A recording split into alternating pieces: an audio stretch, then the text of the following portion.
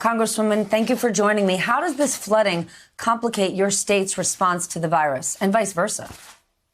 Well, I mean, it's obviously very serious. I have a number of friends that live in that area. John Moliner, my colleague in the Congress, had to evacuate his home.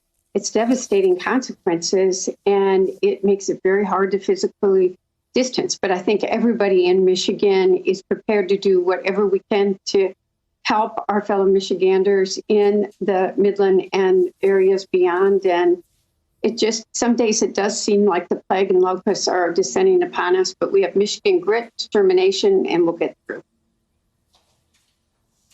We got to work together to get through this. People aren't working together in Washington, though. Yesterday, President Trump threatened your state after he wrongly accused Michigan's Secretary of State of sending mail-in ballots to all registered voters. That was absolutely not true, and he later corrected himself, but he still criticized her for sending applications for absentee ballots. He says that mail-in ballots are dangerous and there is a lot of fraud involved, though we should remind our audience he himself is uses an absentee ballot in Florida. What is your reaction to his comments? You know, first of all, it's not a ballot. It is an absentee ballot application to vote. And all of us should want maximum participation in our democracy. This isn't a Democratic or Republican action. Our government is stronger. Our democracy is stronger when people participate. And people should not have to choose between whether it's their health and their safety or whether they can vote from home. So what she's doing is giving everyone the option to vote from home if they want. But it's being sent to everybody, every voter. And she's doing exactly what Republican Secretary of States and other states are doing to help ensure that those that are afraid to go to the polls can vote.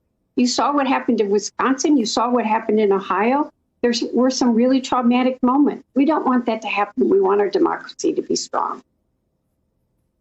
Given all of that, do states need to go farther to prepare for mail-in voting, not just for the primaries, but for November? It's not that far away. I think all the states need to be looking at that. In the HEROES bill that we passed on Friday in the House, we put more money in for election security and for safety. You know, there were some really difficult scenes in both Wisconsin and Ohio. And what we want is our democracy to be strong. And our democracy is strong when people participate in it. This is a nonpartisan move being done by Secretary of States in Democratic states, Republican states, to say your vote matters. And every vote does matter. The president absolutely wants the country to reopen for business. And today he's visiting a Ford plant in your district. It's not that plant, but two other plants in Michigan had to close yesterday because of people who tested positive. What is your message to the president as he visits today? You know, Mr. President, if you've seen, the UAW welcomes you and thanks you for putting a spotlight on the heroes on the front line who stepped up to make ventilators.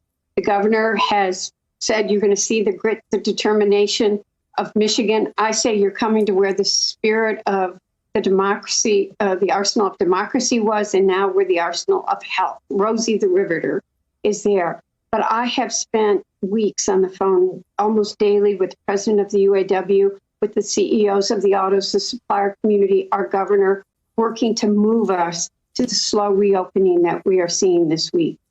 It matters that the protocols are followed. We must keep the employees safe. And Rory Gamble, the president of the UAW, has repeatedly said to me how worried he is that people will not follow the protocols. They'll think the mask doesn't matter. It does. Actually, one of the plants was in Chicago. One of the other plants was in my district as well, the Dearborn truck plant.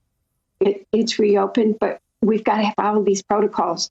And Mr. President, I just hope you'll wear that mask so people know that it's important. And you're wearing that mask can save lives. Whose responsibility is it to ensure that people are safe, that employees are safe? And I made a mistake. I said the two plants that closed yesterday were in Michigan. One was in Ohio. One was in Michigan. Whose responsibility? Do we need more regulation to force companies to do more?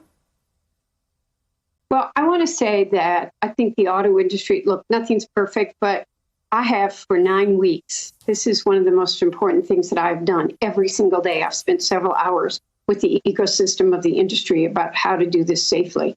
But my colleague Rashida and I have done almost daily letters to other employers.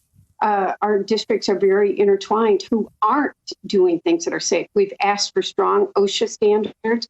I think they need to be out there in these plants, in these warehouses. We've had complaints from workers, especially, I won't name any of them today, but I've written a lot of public letters.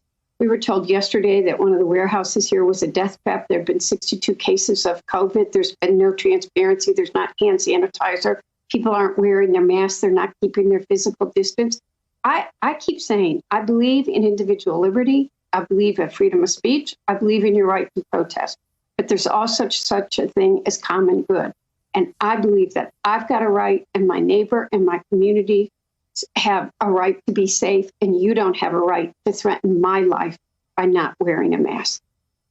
Hey there, I'm Chris Hayes from MSNBC. Thanks for watching MSNBC on YouTube. If you want to keep up to date with the videos we're putting out, you can click subscribe just below me, or click over on this list to see lots of other great videos.